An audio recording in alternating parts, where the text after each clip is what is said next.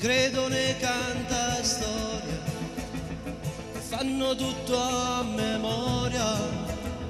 che sanno di una poesia, una semplice fantasia, ma quello che sto per dirvi non è scritto da copione, racconto una storia vera,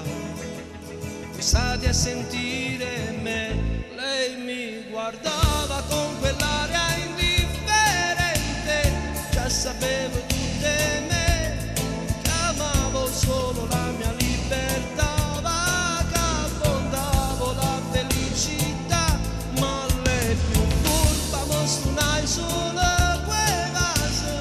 con la sua maturità, forse era l'aria, forse l'allegria,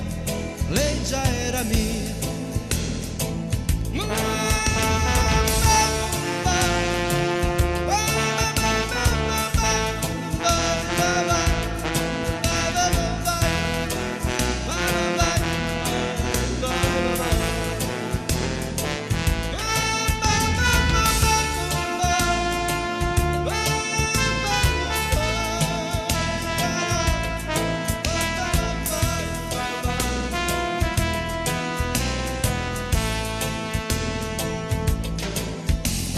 Subito fu la fine di questa storia un po' strana,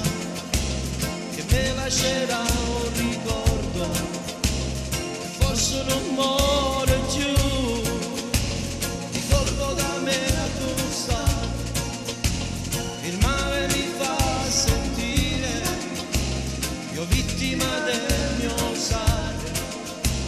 mi fa accusare me. Guardava con quell'aria indifferente, già sapevo tutte me, che amavo solo la mia libertà, vagabondavo la felicità, ma lei più furba mostrò solo quel vaso, con la sua maturità, forse era l'aria, forse l'allegria, lei già era mia.